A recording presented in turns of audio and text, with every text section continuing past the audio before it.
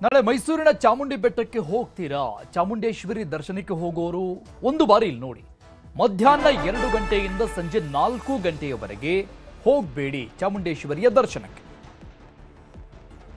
ಚಾಮುಂಡೇಶ್ವರಿ ದರ್ಶನಕ್ಕೆ ಹೋಗಬೇಕು ಅಂತ ಪ್ಲಾನ್ನಲ್ಲಿರುವಂತಹ ಭಕ್ತರಿಗೆ ನಾಳೆ 2 ಗಂಟೆಯಿಂದ ಸಂಜೆ 4 ಗಂಟೆಯವರೆಗೆ ನಿರ್ಬಂಧ ಇರುತ್ತೆ. ಕಾರಣ ಉಪರಾಷ್ಟ್ರಪತಿಗಳು ಬರ್ತಾ ಇದ್ದಾರೆ ಚಾಮುಂಡೇಶ್ವರಿ ದರ್ಶನಕ್ಕಾಗಿ.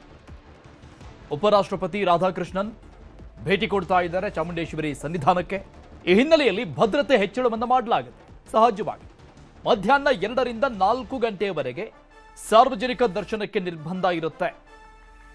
ದರ್ಶನ ಇರೋದಿಲ್ಲ ಸಾರ್ವಜನಿಕರಿಗೆ. ಚಾಮುಂಡೇಶ್ವರಿ ಕ್ಷೇತ್ರ ಅಭಿವೃದ್ಧಿ ಪ್ರಾಧಿಕಾರದಿಂದ ಇಂತಹದೊಂದು ಪ್ರಕಟಣೆಯನ್ನು ಈಗಾಗಲೇ ಹೊರಡಿಸಲಾಗಿದೆ. ಬೆಳಗ್ಗೆಯಿಂದ ಮಧ್ಯಾಹ್ನ 2 ಗಂಟೆಯವರೆಗೆ ಆಬ್ವಿಯಸ್ಲಿ ಪ್ರತಿದಿನ ಯಾವ ರೀತಿಯಾಗಿ ಇರುತ್ತೆ ದರ್ಶನದ ವ್ಯವಸ್ಥೆ ಆ ರೀತಿಯಾಗಿ ಇರುತ್ತೆ.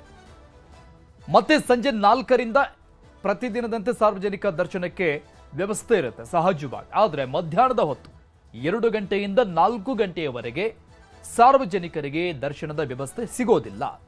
ಆ 2 ಗಂಟೆಗಳ ಕಾಲ ಉಪರಾಷ್ಟ್ರಪತಿಗಳಿಗೆ ಮೀಸಲಿಡಲಾಗಿದೆ ಭದ್ರತೆ ಹಿನ್ನೆಲೆಯಲ್ಲಿ. ಆರ್ಎಸ್ಎಸ್ಗೆ ಎಲ್ಲಿಂದ ಹಣ ಬರುತ್ತೆ ಅಂದಿದ್ರು ಪ್ರಿಯಾಂಕ್ ಖರ್ಗೆ. ಆರ್ಎಸ್ಎಸ್ ಕಾರ್ಯಕರ್ತರ ದೇಣಿಗೆಯೇ ಆಸ್ತಿ ಅಂತ ಉತ್ತರವನ್ನು ಕೊಡಲಾಗಿದೆ. ಪ್ರಿಯಾಂಕ್ ಖರ್ಗೆ ಪ್ರಶ್ನೆಗೆ ಮೋಹನ್ ಭಾಗವತ್ ಪ್ರತಿಕ್ರಿಯೆ ಕೊಟ್ಟಿರೋದು. ಆರ್ಎಸ್ಎಸ್ ಕಾರ್ಯಕರ್ತರ ದೇಣಿಗೆ ಏನಿರುತ್ತೆ ಅದೇ ಆಸ್ತಿ ಅಂತ ಉತ್ತರಿಸಿದ್ದಾರೆ. ಪ್ರಿಯಾಂಕ್ ಖರ್ಗೆ ಪ್ರಶ್ನೆಗೆ ಮೋಹನ್ ಭಾಗವತ್ ಅವರ ಪ್ರತಿಕ್ರಿಯೆ, ದೇಶದಲ್ಲಿರೋರೆಲ್ಲ ಜಾತಿ ಮತ ಸಂಪ್ರದಾಯ ಮೀರಿದ ಹಿಂದೂಗಳೇ. ಭಾರತದ ಎಲ್ಲ ಮುಸ್ಲಿಂ ಕ್ರೈಸ್ತರ ಪೂರ್ವಜರು ಕೂಡ ಹಿಂದೂಗಳೇ ಆಗಿದ್ರು. ಆರ್ಎಸ್ಎಸ್ ಸರಸಂಘ ಚಾಲಕ ಮೋಹನ್ ಭಾಗವತ್ ಅವರ ಹೇಳಿಕೆ. ಪ್ರಿಯಾಂಕ್ ಖರ್ಗೆ ಅವರ ನಿರಂತರವಾದಂತಹ ಪ್ರಶ್ನೆಗಳಿಗೆ ಉತ್ತರವನ್ನು ಕೊಟ್ಟಿದ್ದಾರೆ ಇವತ್ತು ಆರ್ಎಸ್ಎಸ್ನ ಪ್ರಮುಖ ನಾಯಕ ಸರಸಂಘ ಚಾಲಕ ಮೋಹನ್ ಭಾಗವತ್ ಅವರ ಹೇಳಿಕೆ. ದೇಶದಲ್ಲಿರೋರೆಲ್ಲ ಜಾತಿ ಮತ ಸಂಪ್ರದಾಯ ಇದೆಲ್ಲ ಮೀರಿದಂತಹ ಹಿಂದೂಗಳೇ ಆಗಿದ್ದಾರೆ ಅಂತ ಹೇಳಿಕೆ ಕೊಟ್ಟಿರು.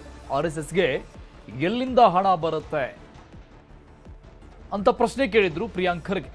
ಇದಕ್ಕೆ ಆರ್ಎಸ್ಎಸ್ನ ಮುಖಂಡ ಮೋಹನ್ ಭಾಗವತ್ ಅವರ ಉತ್ತರ ಈಗ. ಬೆಂಗಳೂರಲ್ಲಿ 100 ವರ್ಷದ ನವ ಕ್ಷಿತಿಜ ಉಪನ್ಯಾಸ ನಡೆಯಿತು. ಹೊಸಕೆರೆಹಳ್ಳಿಯ ಪಿಎಸ್ ಕಾಲೇಜು ಸಭಾಂಗಣದಲ್ಲಿ ಈ ಕಾರ್ಯಕ್ರಮ ಆಯೋಜನೆ ಆಗಿತ್ತು. ಆರ್ಎಸ್ಎಸ್ ಮುಖ್ಯಸ್ಥ ಮೋಹನ್ ಭಾಗವತ್ ಉಪನ್ಯಾಸ ಮಾಡಿದ್ರು ಇಲ್ಲಿ. ಈ ವೇಳೆ ಭಾಗವತ್ ಕೊಟ್ಟಂತಹ ಹೇಳಿಕೆ ಇದು. ನಮ್ಮ ದೇಶದಲ್ಲಿ 4 ರೀತಿಯ ಹಿಂದೂಗಳಿದ್ದಾರೆ. 1, ತಮ್ಮನ್ನು ತಾವು ಹೆಮ್ಮೆಯಿಂದ ಹಿಂದೂಗಳು ಅಂತ ಹೇಳಿಕೊಳ್ಳುವರು. ಇನ್ನು 2, ತಾವು ಹಿಂದೂಗಳು ಅದರಲ್ಲಿ ಹೆಮ್ಮೆ ಎನ್ನಿಸುವಂಥದ್ದು ಏನಿದೆ ಅಂತ ಹೇಳಿಕೊಳ್ಳೋರು. ಇನ್ನು 3, ತಾವು ಹಿಂದೂಗಳು ಎನ್ನುವುದು ಗೊತ್ತಿದೆ, ಮನೆಯಲ್ಲಿ ಆಚರಣೆಯೂ ಇದೆ, ಆದರೆ ವಿಭಿನ್ನ ಕಾರಣಗಳಿಗಾಗಿ ಬಹಿರಂಗವಾಗಿ ಹೇಳೋದಿಲ್ಲ ಅಂತ ಹೇಳಿಕೊಳ್ಳುವಂಥವರು. ಇನ್ನು 4ನೇದಾಗಿ ತಾವು ಹಿಂದೂಗಳು ಎನ್ನುವುದನ್ನೇ ಮರೆತವರು ಅಂತ ಹೇಳಿಕೆ ಕೊಟ್ಟಿದ್ದಾರೆ ಭಾಗವತ್. ಹಾಗಾಗಿ ಇಡೀ ಭಾರತದಲ್ಲಿ ಅಹಿಂದೂ ಎನ್ನುವವರು ಯಾರೂ ಇಲ್ಲ. ಇದು ಹಿಂದೂ ರಾಷ್ಟ್ರ ಅನ್ನೋದರಲ್ಲಿ ಅನುಮಾನವಿಲ್ಲ. ಇದನ್ನು ಎಲ್ಲರಿಗೂ ನೆನಪಿಸುವುದು ಸಮಾಜದ ಸಂಘಟನೆಯ ಕಾರ್ಯ. ಈ ಕಾರ್ಯವು ಇಂದಿನ ಯಾವುದೇ ಕಾರ್ಯಕ್ಕೆ ವಿರುದ್ಧವಲ್ಲ ಅಂತ ಮೋಹನ್ ಭಾಗವತ್ ಮಾತನಾಡಿದ್ದಾರೆ.